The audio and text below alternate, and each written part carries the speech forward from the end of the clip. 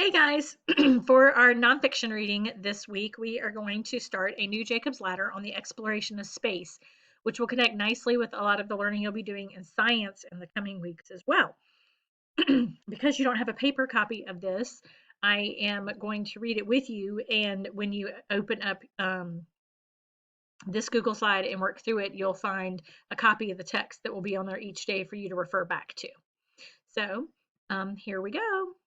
If we look on slide 2, this is a picture of me when I was 7 at the Johnson Space Center in Texas back in 1982, and I thought I was super cool with my astronaut helmet on.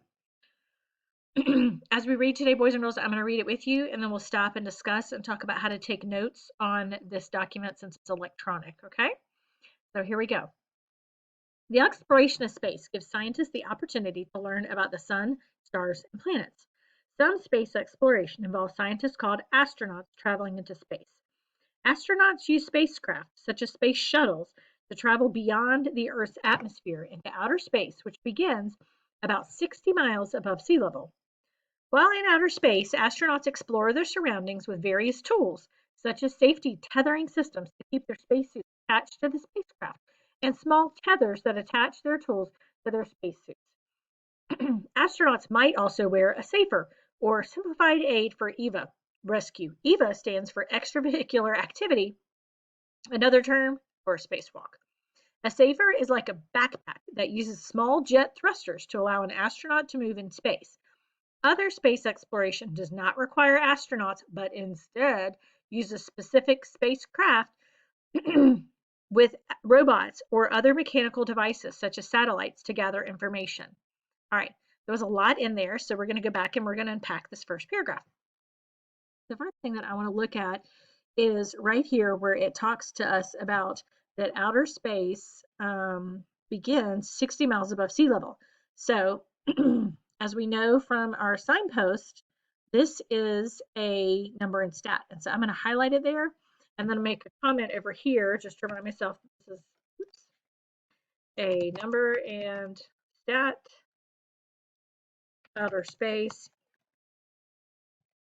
equals 60, oops, oh my goodness, plus miles up. And I'm just gonna make the little comment just like that. And then it is there for me just to kind of remind me when I go back through my reading. There's another part down here where I'm gonna look at this word tethering, okay? So we look at tethering and I think, gosh, what does that word mean? Tethering, tethering, tethering. Let's look at the sentence. While in outer space, astronauts explore their surroundings with various tools such as tethering systems to keep their spacesuits attached to the spacecraft and smaller tethers to attach their tools to the spacesuits. So both times we see that word tethering, what word do we also hear?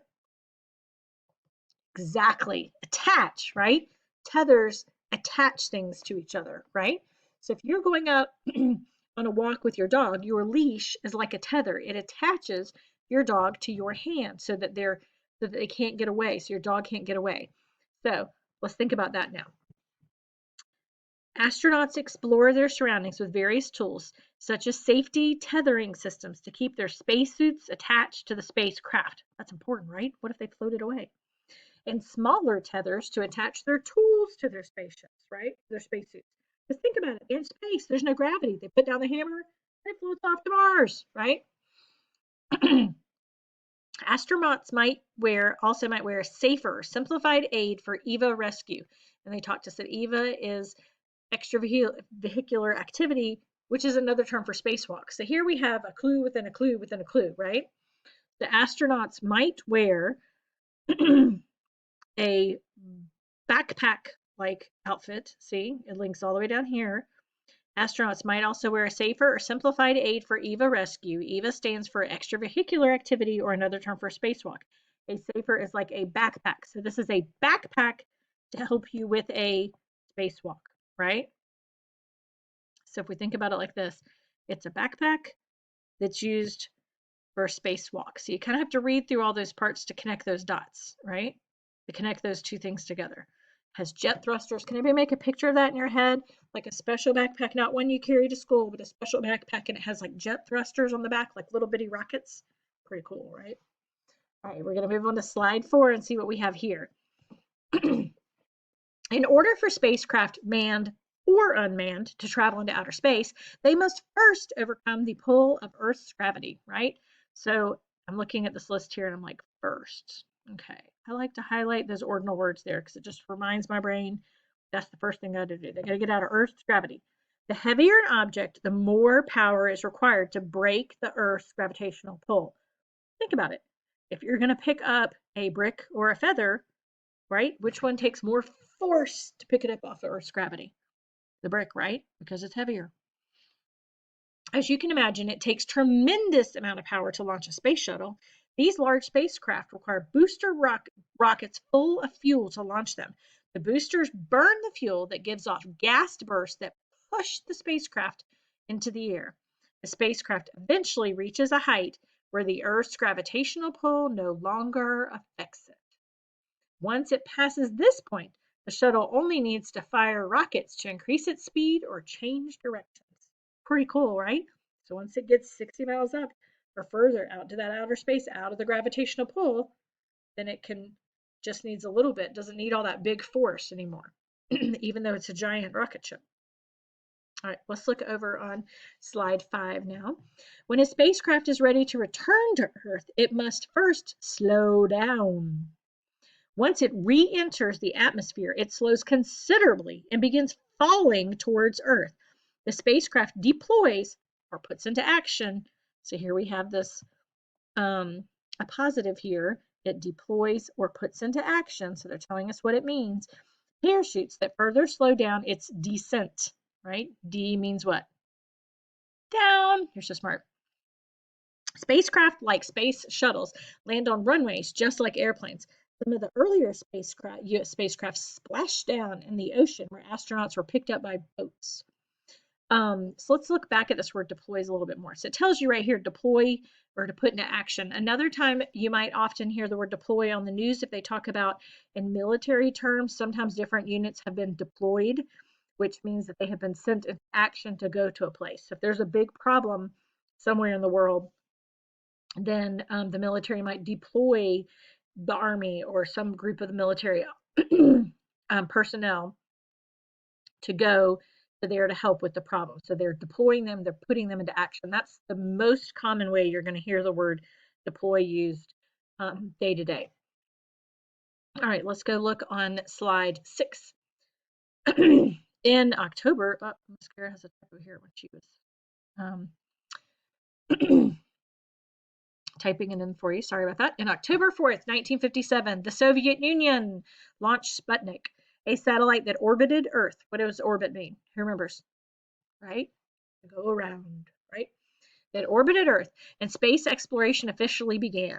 Years later, on April 12th, 1961, Yuri A. Gagarin, a Soviet cosmonaut, became the first person to travel to space. In December of 1968, the U.S.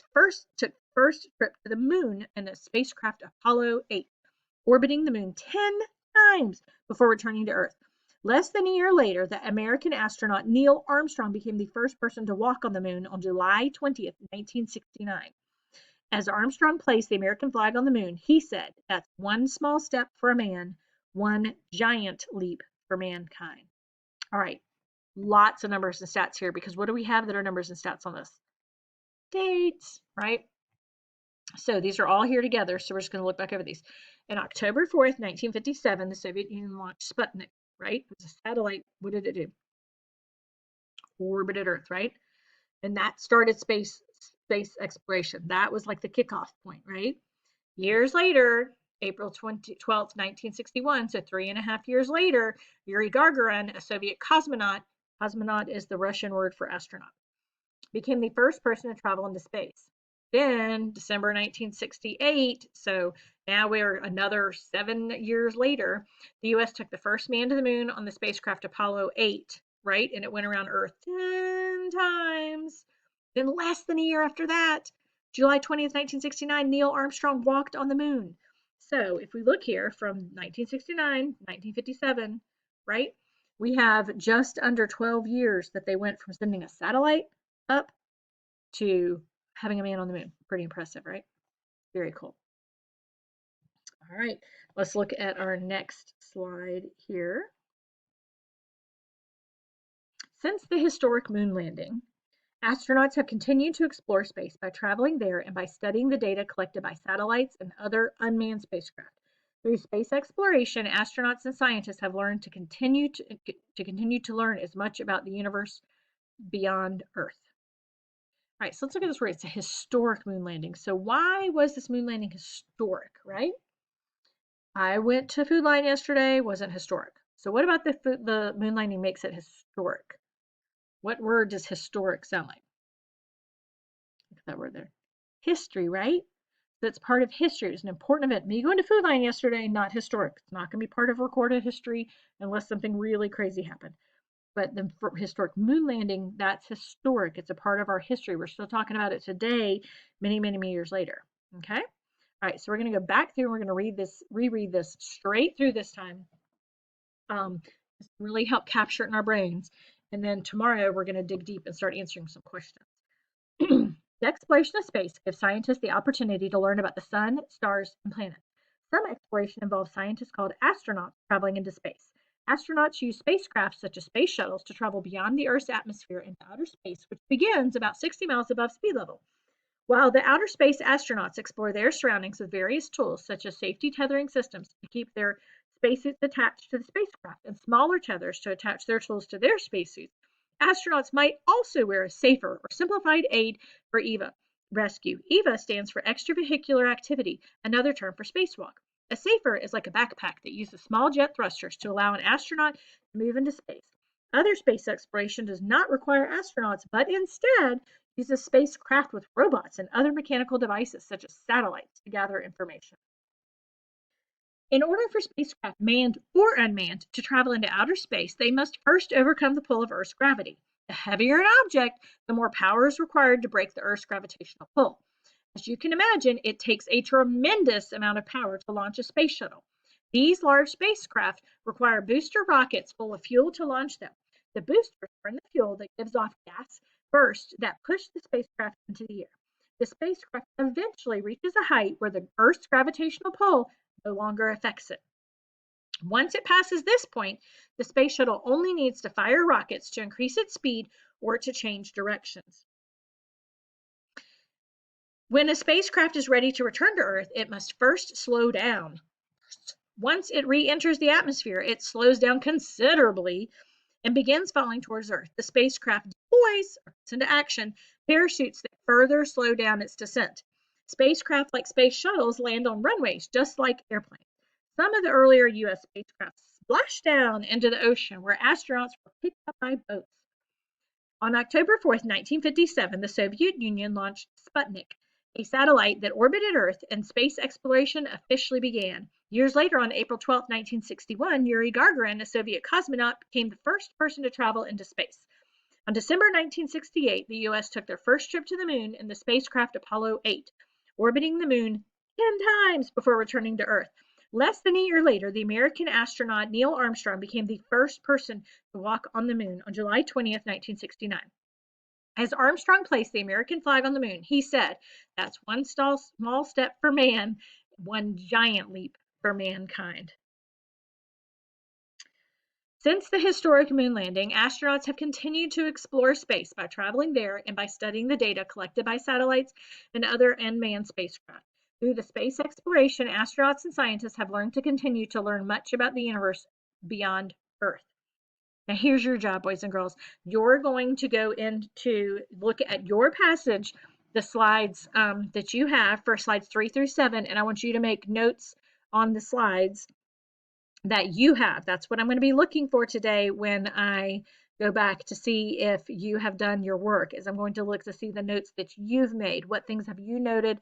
What things did you mark about visualizing, or questions you have, or something that reminded you of something else you already know? Okay, so I'm going to be looking for your notes. You need to have at least 4 notes in your passage. Okay, how many? 4 or more. Okay, you need to have at least 4 notes in your passage, and that's what I'll be looking for today. And as long as you have that 100, easy peasy, tomorrow we'll start answering more questions about our passage. Awesome job, boys and girls. Keep up the great work. Love you. Bye.